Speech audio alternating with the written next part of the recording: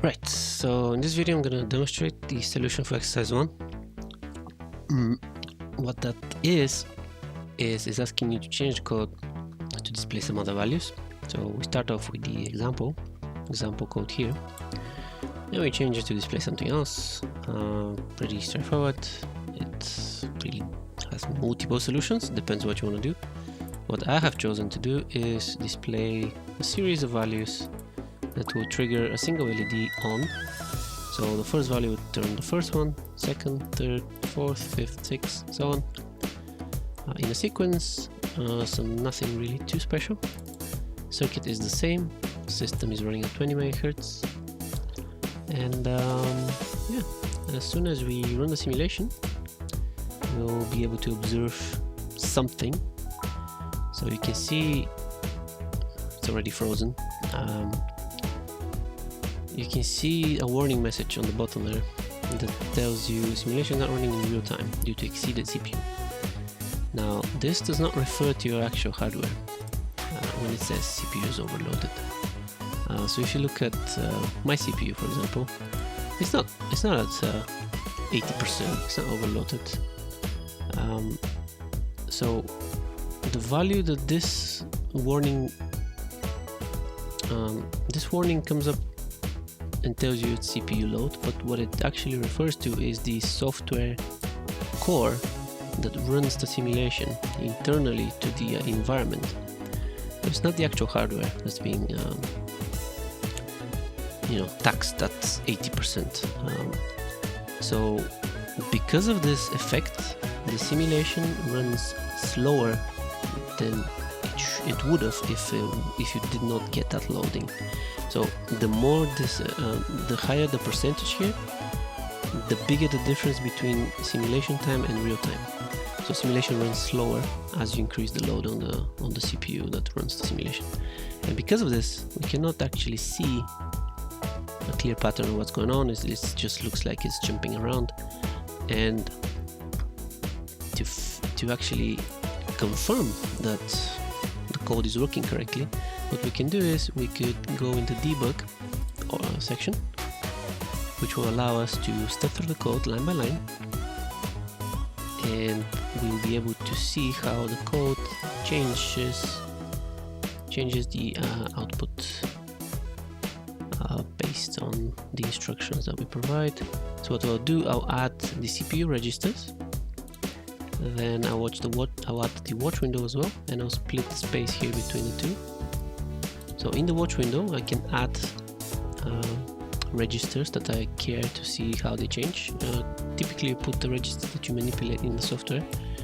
In this program, we have the working register, we have trace D, port D, and I also put lat D.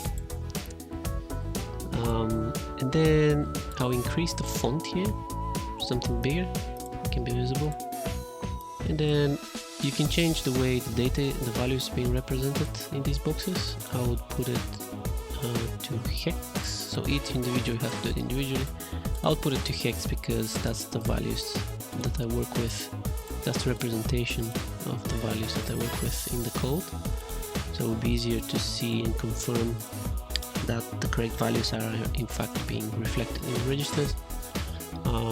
In the CPU register section here, you could see the program counter. So this value will increment as you progress through the code. It shows you the instruction that has been prefetched and is going to execute next. It tells you how many cycles the program has made. It tells you what's the contents of working register in decimal, hex, and in binary. It also gives you the status register, which contains various flags that can be useful. The TBL PTR refers to a table pointer, which you could use to read lookup tables.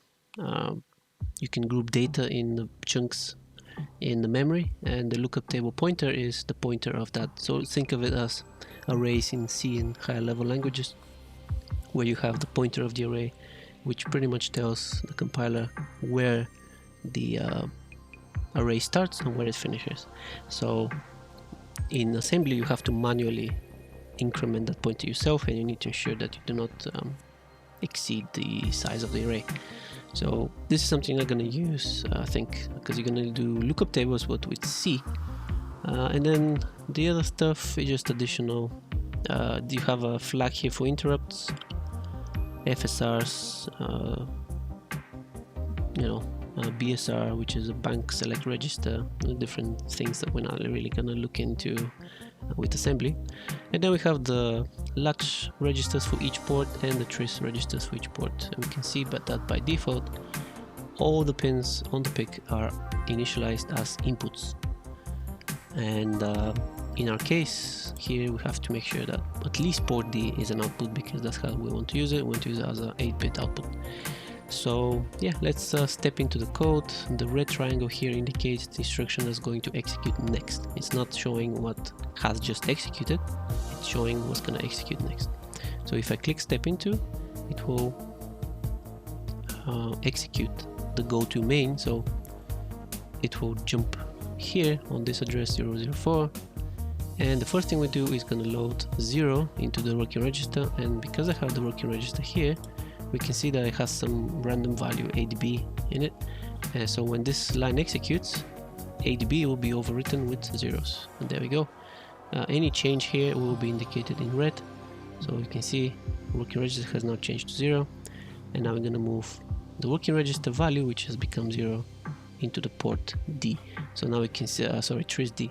So trace D now changes. It was FF, now it's 00, so all pins are outputs. And now we move into the repetitive behavior here in the loop, where we just load one value to the port and then move on to the next. So the first one will be 01. You can see the changes in the working register, and as soon as we latch the port, you can see we used port D here to latch 01, so we can see the change. It is 01, but if you look at port and lat, you can see the port register, although that's the one we used, it remained 0, but lat D changed, although we're not actually listing it anywhere in the code. And that's because lat registers are the ones that we use for outputting data, and port D are the ones typically we use for reading data. So you can see that it's perfectly fine, it still works in Proteus using port D, and it clearly did not reflect it, but it still worked. So in simulation you can expect stuff like this to work, but in hardware you might find that you might have some issues if you don't use the correct registers, or you might get unexpected behavior if you're not using the correct registers. So we move the first value, it's latched onto the port, and then we move on to the second one. So it's going to be 2, the third LED, fourth LED, fifth, sixth, seventh, eighth, and that's it. And then we go back to the first one, and that's it pretty much. Pretty simple program, nothing too complex. It's just a good example to show the functionality of the debugging.